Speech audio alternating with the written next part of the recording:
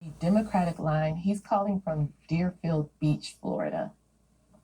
Yes, hi. Boy, I had an insight in listening to you, and a strike of compassion and for your sincerity, and my own 20 years of focusing on how childhood stress is the number one predictor of longevity and a lot of these social ills that you discussed.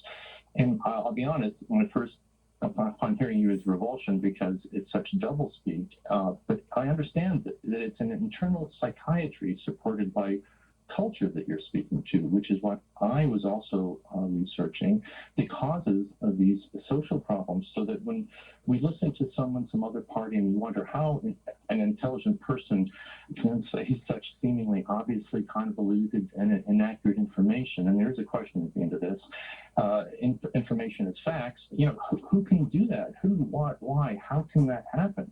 How can you attack a wokeness against anti-fascism and be against someone who's anti-fascist? How can you call Florida a free state when what they're fighting for is freedom to be racist, homophobic, xenophobic, misogynistic? And so what's wrong with people like you and others is nothing. Nothing's wrong with you.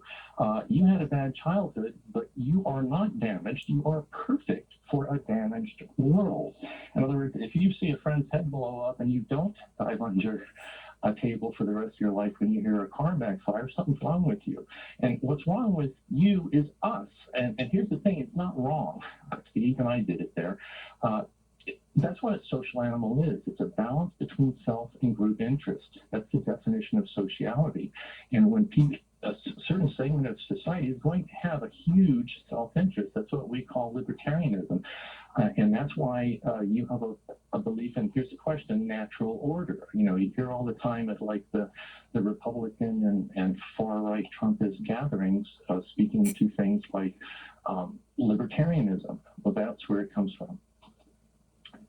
So, David, tell us a little bit about your politics. Are you a libertarian? What do you identify as politically? And what are your thoughts about someone who doesn't live in Washington about, politics here at the nation's capital? Yeah, I am a registered Republican. I would view myself as a fiscal conservative and a social moderate. To hit a couple of points, let me be clear about my issue with wokeism.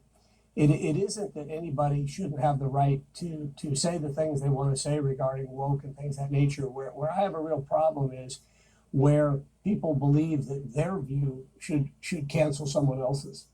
I don't think I should have the right to tell someone that they shouldn't be woke or that they shouldn't say things that they view as whatever that term means to them.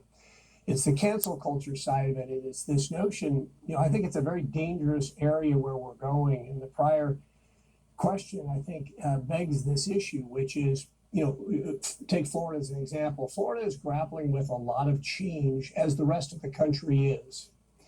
And we all have to recognize that there are people on all sides of change.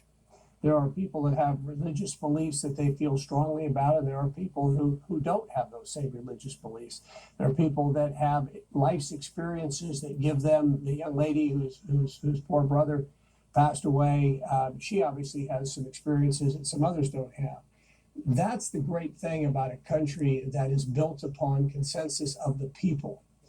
It takes time to reach consensus. Now, on the other hand, if the prior caller is accepted at face value, he was clearly heading in a direction that authoritarian government's the right answer, that the people who think they're smarter than all the rest of us, that small group, consider historically the royals, if you will, in a country where the king and the queen determine what's right and what's wrong. That's what our founding fathers left.